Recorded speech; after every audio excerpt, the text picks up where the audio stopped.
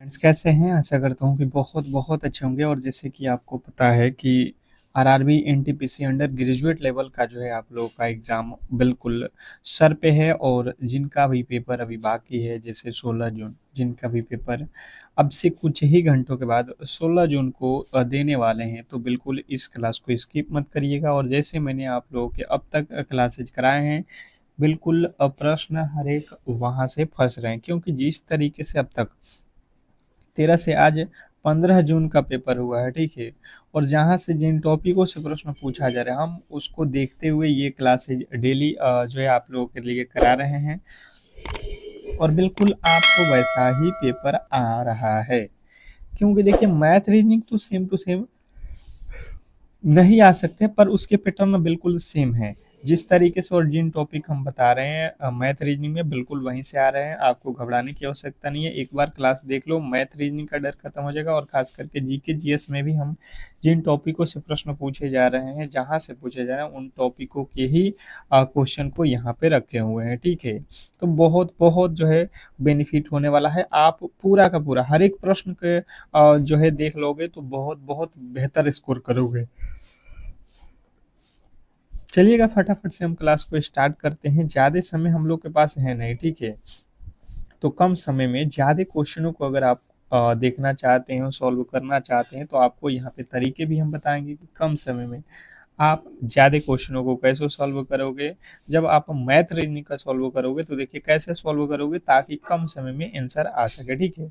तो फटाफट से आप लोग क्लास को लाइक करके चैनल को सब्सक्राइब करके रख लो। जिनका भी पेपर अभी बाकी है, जो भी मेरे दोस्त आगामी दिनों में एग्ज़ाम देने वाले हैं RRB NTPC under graduate level का, तो बिल्कुल आपके लिए ये क्लास रामबाण होने वाला है। फटाफट से हम पहले प्रश्न को देखते हैं। और पहला प्रश्न आपके सामने देखिए क्या कह रहा है, बताने की कोशिश करेंगे। गुप्तोत्तर गुप्तोत्तर काल के प्रशासन में भुक्ति शब्द का किसके लिए जो है भुक्ति शब्द का प्रयोग किसके लिए किया गया था? क्वेश्चन नंबर पहला है, अगर आपको किसी भी प्रश्न का उत्तर पता है तो आप मेरे साथ हर एक प्रश्न का उत्तर बताते चलोगे, ठीक है।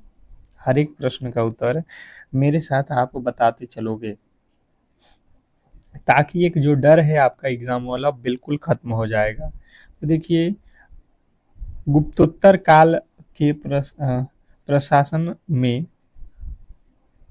भुक्ति जो शब्द है उसका प्रयोग प्रांत किया गया, ठीक है। प्रांत किया गया है, बिल्कुल आपके राइट उत्तर है। नेक्स्ट प्रश्न आपके सामने है, बख्शी जगबंधु ने ब्रिटिश भूमि राजस्व नीति के जो है खिलाफ प्रसिद्ध पाइका विद्रोह का जो है नेतृत्व किस वर्ष किया था? ये सारे प्रश्न आपके लिए बहुत बहुत ज्यादा इंपॉर्टेंट है। और आप, मुझे लगता है, एक बार भी सनसनी नजरों से इन प्रश्नों को देखते हो, और जब ये आपके सामने आएंगे तो आप कर लोगे। बख्शी जगबंधु ने ब्रिटिश भूमि राजस्व नीति के खिलाफ प्रसिद्ध जो है पाइका विद्रोह का जो है नेतृत्व किस वर्ष किया था? तो जितने भी मेरे दोस्त बता रहे हैं, क्वेश्चन नंबर दूसरे का राइट उत्तर 1817, उनके बिल्कुल राइट उत्तर है ऑप्शन नंबर सी। सी जो है आपका बिल्कुल राइट उत्तर था। नेक्स्ट प्रश्न आपके सामने है, क्वेश्चन नंबर तीसरा, दक्षिण भारत मंदिर वास्तुकला में गर्भगृह के ठीक ऊपर बने जो है पिरामिड पिरामिड नुमा ऊंचे ढांचे का क्या आ, कहा जाता है? बताइएगा। दक्षिण भारत में मंदिर वास्तुकला में गर्भगृह के ठीक ऊपर बने पिरामिड नुमा ऊंचे ढांचे को क्या कहा जाता है? क्वेश्चन नंबर तीसरे के जो राइट उत्तर है, जो भी मेरे दोस्त बता रहे हैं, विमान कहा जाता है, ऑप्शन नंबर बी आप लोगों का बिल्कुल राइट उत्तर है। आप देखते चलो, हर एक प्रश्न आपके लिए बहुत इंपॉर्टेंट है। और मैं दो दो बार इसीलिए पढ़ दे रहा हूँ कि आपको बिल्कुल निश्चिंत हो जाओ, आप याद कर लो, ठीक है। 24 उत्तरी अक्षांश रेखा निम्नलिखित में से किस भारतीय राज्य की जो है राजधानी के जो है सबसे नजदीक से गुजरती है? 24 डिग्री उत्तरी अक्षांश रेखा जो है निम्नलिखित में से किस भारतीय राज्य की जो है राजधानी से के निकट से गुजरती है? किस भारतीय राज्य राजधानी के निकट से गुजरती है राज्य की? तो जो ही मेरे दोस्त बता रहे हैं भोपाल मध्य प्रदेश, उनके बिल्कुल राइट उत्तर है ऑप्शन नंबर बी। क्लियर है आपको बिल्कुल ऑप्शन नंबर बी। नेक्स्ट प्रश्न, अगला प्रश्न आपके सामने है। फ़ारेनहाइट आपसे कह रहा है, अगला प्रश्न कि फ़ारेनहाइट स्केल पर पानी के क्वथनांक और हिमांक के बीच की कुल कितने डिग्री का अंतर होता है? चलिएगा बताने की कोशिश करेंगे। और अब तक आपने क्लास को लाइक नहीं किया है तो प्लीज़ आप लोगों से रिक्वेस्ट है कि आप क्लास को लाइक कर लो और चैनल को सब्सक्राइब कर लो। और जितने भी मेरे दोस्त कल 16 जून को एग्ज़ाम देने जा रहे हैं तो एक सुबह में भी आपके लिए स्पेशल क्लास आ रहा है, ठीक है? ये आपके लिए 100% रामबाण होने वाला है। तो सुबह के 4 AM पे ये क्लास आएगा। जैसे आपको एग्ज़ाम हॉल में सुबह में ही जाना है तो आपको मैं 4 AM पे ये क्लास करा दूंगा और सभी लोग मेरे से जुड़ जाओगे। जितने भी मेरे दोस्त हैं जो एग्ज़ाम देने वाले हैं कल, बिल्कुल इस क्लास को मिस मत करना। तो ये 180 डिग्री आपके बिल्कुल राइट उत्तर है ऑप्शन नंबर बी। नेक्स्ट प्रश्न आपके सामने देखिएगा, कह रहा है मैग्नीशियम रिबन को हवा में जलाने पर सफेद रंग की जो है राख प्राप्त होती है। जब इस राख को पानी में घोला जाता है तो कैसा यौगिक बनाता है? क्वेश्चन नंबर छठा, छठे नंबर प्रश्न के राइट उत्तर बताएंगे सभी लोग। बहुत बहुत ज्यादा इंपॉर्टेंट प्रश्न है। मैग्नीशियम रिबन को हवा में जलाने पर सफेद रंग की जो है राख प्राप्त होता है। जब इस राख को पानी में घोला जाता है तो कौन सा यौगिक बनता है? क्वेश्चन नंबर छठे के जो राइट उत्तर है, जो भी मेरे दोस्त बता रहे हैं यहाँ पे कि जो है magnesium hydroxide, option number C magnesium hydroxide, option number C जो है आपके बिल्कुल राइट उत्तर है। इसमें कहीं से किसी तरीके के डाउट नहीं होना चाहिए। नेक्स्ट प्रश्न आपके सामने है क्वेश्चन नंबर 7। प्राणी जगत में पाया जाने वाला सबसे बड़ा जो है संघ कौन सा है जिसमें कीट भी शामिल है? क्वेश्चन नंबर 7वें के राइट उत्तर बताएंगे सभी लोग। प्राणी जगत में पाया जाने वाला सबसे बड़ा जो है संघ कौन सा है जिसमें कीट भी पाया जाता है? क्वेश्चन नंबर 7, 7वें नंबर प्रश्न के राइट उत्तर बताएंगे सभी लोग, जितने भी मेरे दोस्त देख रहे हैं। 7वें नंबर प्रश्न के राइट उत्तर जितने भी मेरे दोस्त बता रहे हैं, आर्थ्रोपोडा, आर्थ्रोपोडा आपका बिल्कुल राइट उत्तर है। नेक्स्ट प्रश्न, अगला प्रश्न आपके सामने कह रहा है यहाँ पे भारतीय इतिहास से रिलेटेड प्रश्न है कि वर्ष 1905 में बंगाल विभाजन के विरोध में शुरू हुए स्वदेशी आंदोलन के दौरान भारतीय राष्ट्रीय कांग्रेस के बनारस अधिवेशन की अध्यक्षता किसने की थी? क्वेश्चन नंबर 8वें के जो राइट उत्तर है बताने की कोशिश करोगे सभी लोग। क्वेश्चन नंबर 8 क्या होने वाला है आपके राइट उत्तर? वर्ष जो 1905 में बंगाल विभाजन के विद्रोह में शुरू किया गया स्वदेशी आंदोलन भारतीय राष्ट्रीय कांग्रेस के बनारस अधिवेशन की अध्यक्षता किसने की? बनारस की जो अध्यक्षता थी ये जो है आपको बताना है गोपाल कृष्ण गोखले ने की थी। ऑप्शन नंबर बी जो है आपको याद रखना है, किसी भी एंगल से भूलना नहीं है, बहुत इंपॉर्टेंट है। नेक्स्ट प्रश्न की ओर चलेंगे और अगला प्रश्न आपके सामने कह रहा है यहाँ पे कि जो है भारतीय संविधान का कौन सा अनुच्छेद देश के प्रत्येक जो है नागरिक को प्राण एवं दैहिक स्वतंत्रता का संरक्षण, पानी जीने का जो है अधिकार प्राप्त करता है? क्वेश्चन नंबर 9, 9वें नंबर प्रश्न के राइट उत्तर बताने की कोशिश करेंगे सभी लोग।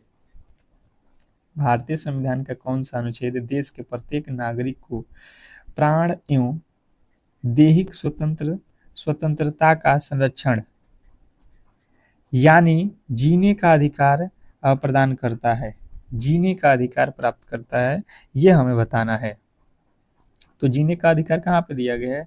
ये जो है आपके 21 में ऑप्शन नंबर सी जो है आपके बिल्कुल राइट उत्तर है। नेक्स्ट प्रश्न आपके सामने है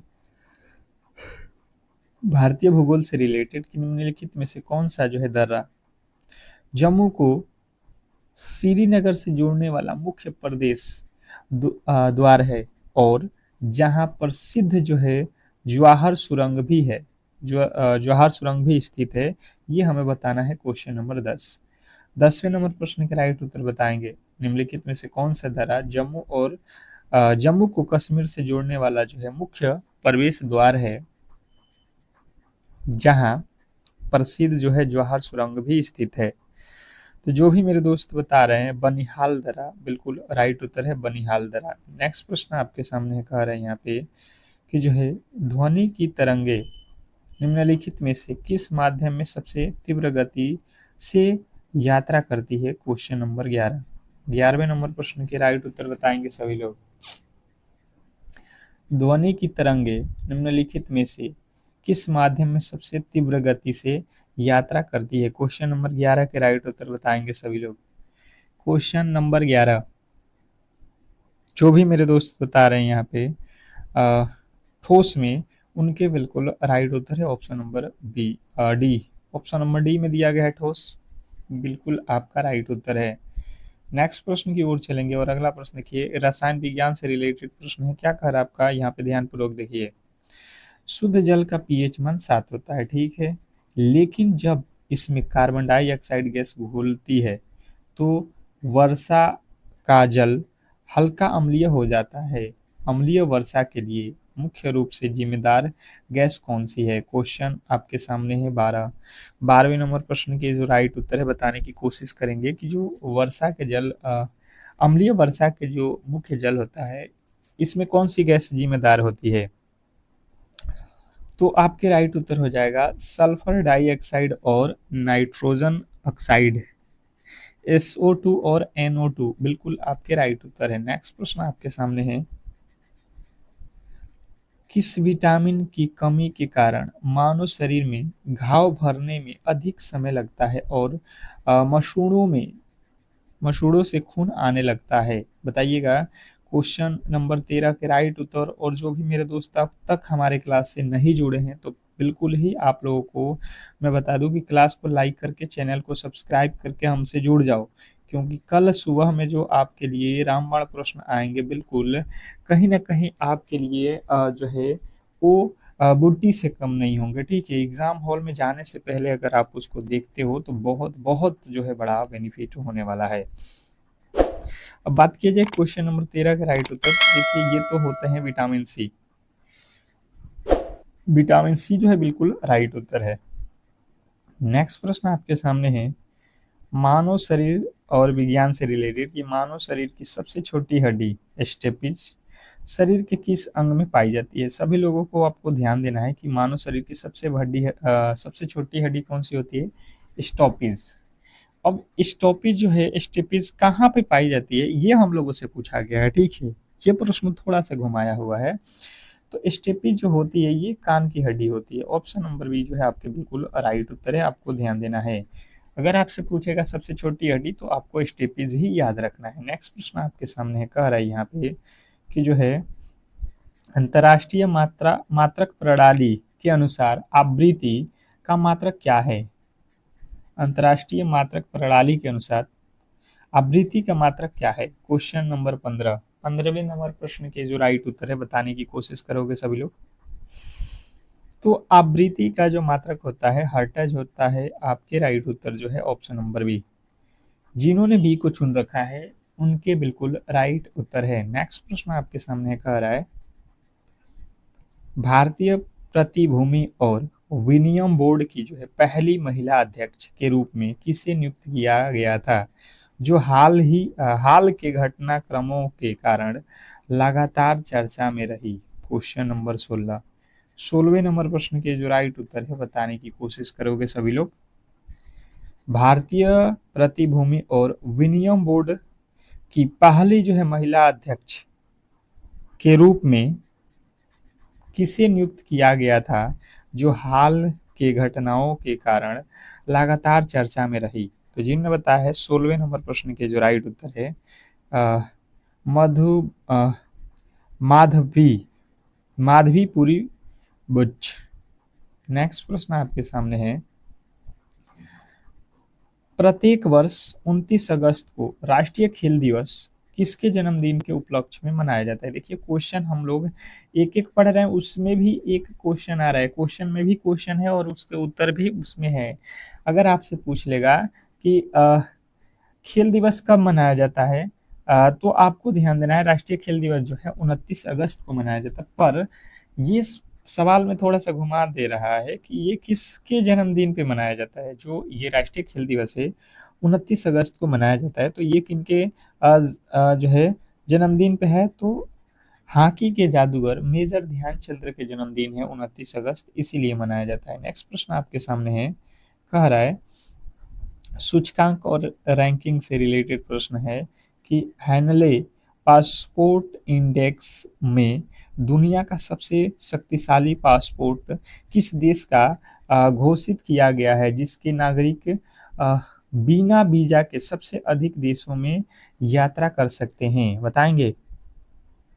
तो जितने भी मेरे दोस्त बता रहे हैं सिंगापुर का पासपोर्ट सबसे शक्तिशाली पासपोर्ट बन चुका है, ऑप्शन नंबर ए जो है आपके बिल्कुल क्लियर है। नेक्स्ट प्रश्न आपके सामने है, कह रहा है भारतीय नौसेना में शामिल की गई पांचवी कलवरी श्रेणी की पनडुब्बी का नाम क्या है, जिसे देश में ही निर्मित किया गया है। क्वेश्चन आपके सामने है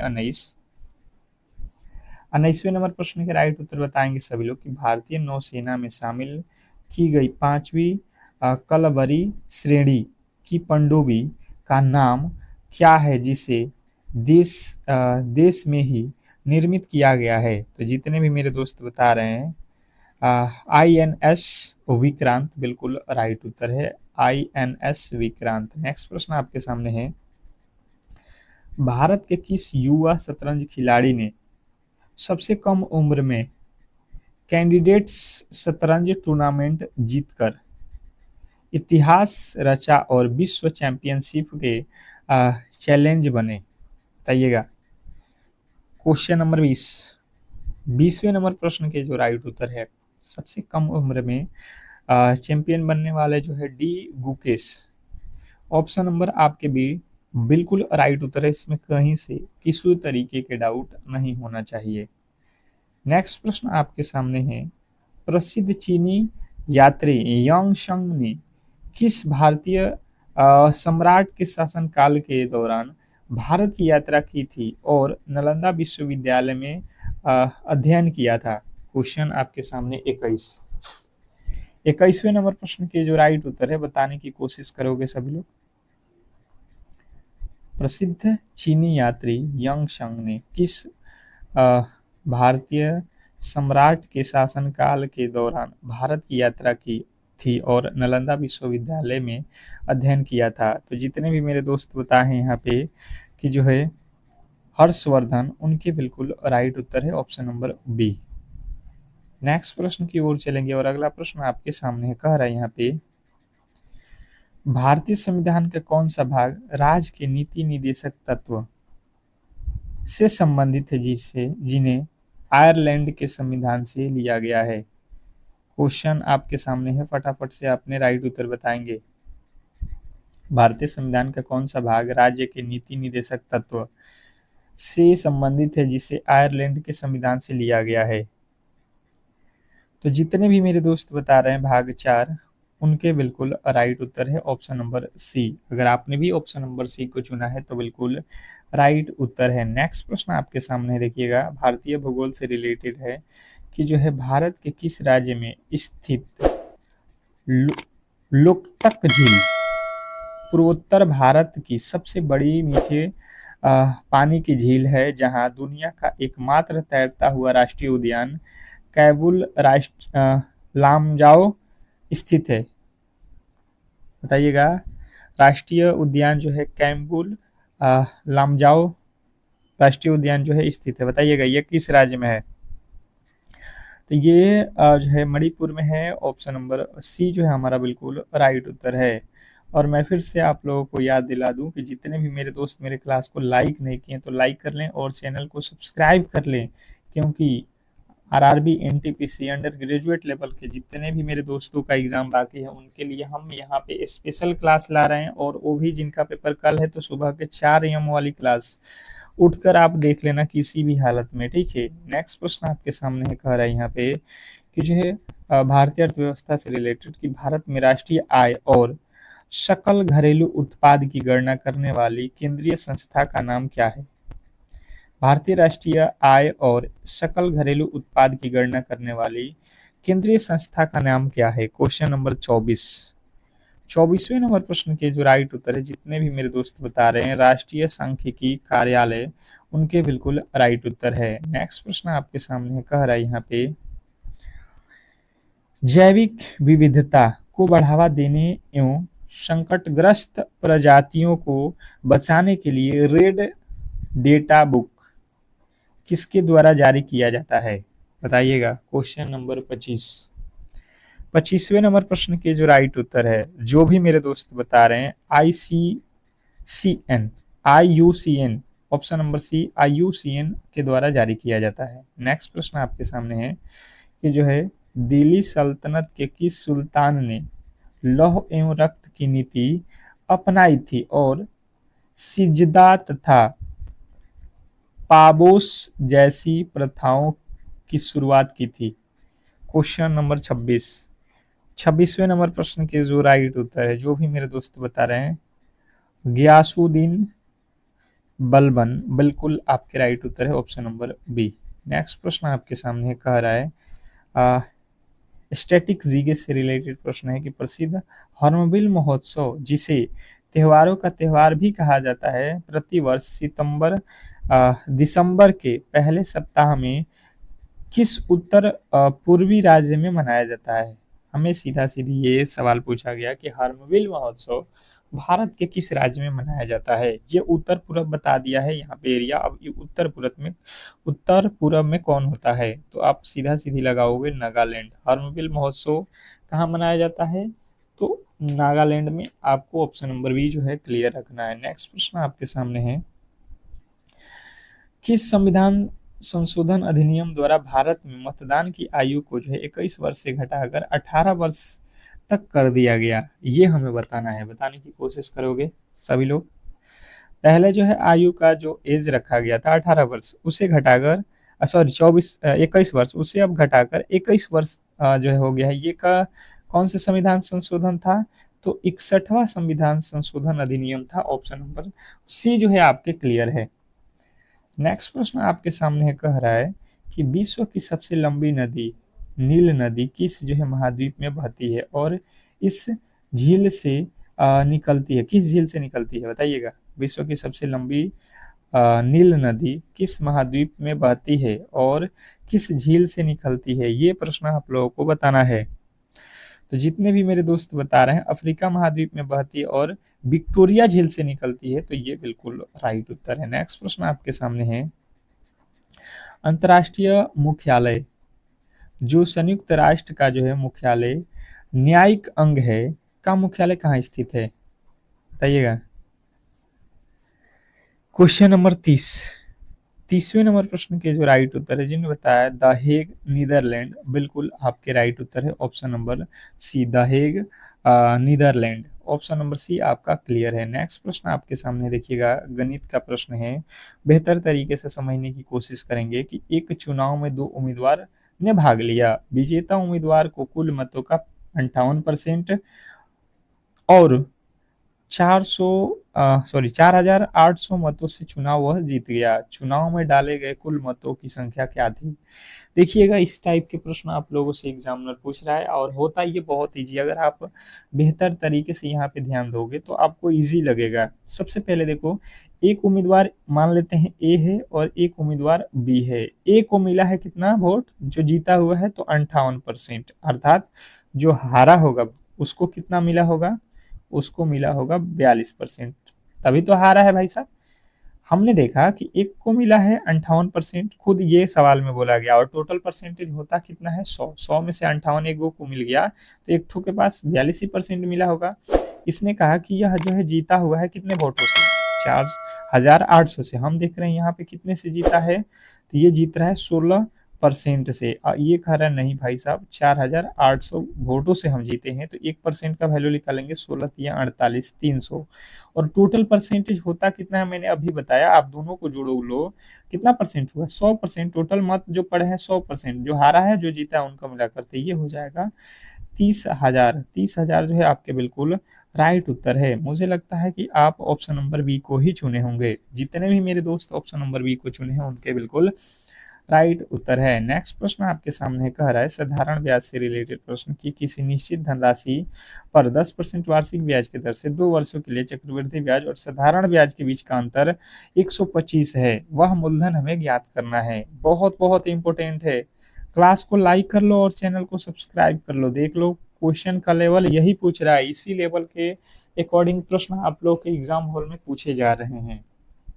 आप कर लोगे, ऐसा नहीं है कि नहीं करोगे, पर प्रेस्टिक आपके लिए बहुत जरूरी है। जैसे अंतर बराबर होता है, अंतर हमें दे दिया है तो हम लिख लेते हैं अंतर 125 बराबर होता है मूलधन गुणे r/100। आर का वैल्यू 10, 10/100 गुणे 10/100, क्योंकि 2 वर्षों के लिए है तो 10/100, 10/100। अब यहाँ से देखो, एक जीरो से एक जीरो, एक जीरो से एक जीरो, ये तिरछा तिरछी गुणा हो जाएगा तो 125 पे 2 जीरो और लग जाएगा और इधर बच जाएगा मूलधन, अर्थात 12,500 जो है हमारा बिल्कुल क्लियर है। जिन्होंने ऑप्शन नंबर बी को चुन रखा है उनके बिल्कुल राइट उत्तर है, इसमें कहीं से किसी तरीके के डाउट नहीं होना चाहिए। नेक्स्ट प्रश्न आपके सामने है, कर आपका अगला प्रश्न यहाँ पे समझने की कोशिश करेंगे कि ए और बी मिलकर एक काम को 12 दिनों में पूरा कर सकते हैं, जबकि बी और सी मिलकर उसी काम को 15 दिनों में। सी और ए मिलकर उसे जो है आपके 20 दिनों में पूरा कर सकते हैं। यदि ए बी सी तीनों एक साथ मिल जाए तो ये काम कितने दिनों में समाप्त होगा, ये हम लोगों को बताना है। बहुत बहुत ज्यादा महत्वपूर्ण है, आप ध्यान पूर्वक देख लो। सबसे पहले आपसे कह रहा है कि ए और बी, देख लो भाई साहब, ए और बी मिलकर कितने दिनों में काम कर रहे हैं, 12। उसके बाद से कह रहा है कि बी और सी काम मिलकर कितने दिनों में कर रहे हैं, 15। फिर कह रहा है कि सी और ए कितने दिनों में काम कर रहे हैं, 20 दिनों में। आप देख लो यहाँ से तीनों का एलसीएम कितना हो जाएगा, तीनों का एलसीएम हो जाएगा 60।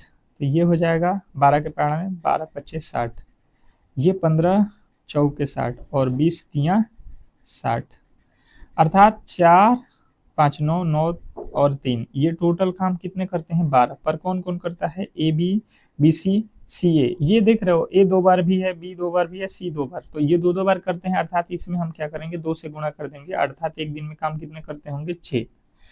इसने कहा ए बी सी मिलकर, तो इसलिए हमने निकाल दिया A plus B plus C का वैल्यू। ये double A double B double C मिलकर कर रहे थे, तो इसलिए हमने ए बी सी से कराना है, तो इसमें क्या करेंगे, 6 से भाग देंगे, 6 दहा का 60, 10 दिन जो है आपके बिल्कुल राइट उत्तर है। नेक्स्ट प्रश्न आपके सामने है, कह रहा है कि एक कक्षा के 15 छात्रों का औसत वजन जो है 40 किग्रा है। जब एक नए शिक्षक का वजन भी शामिल कर लिया जाता है तो औसत वजन में 1 किग्रा का वृद्धि हो जाता है। शिक्षक का वजन क्या है, ये हमें बताना है।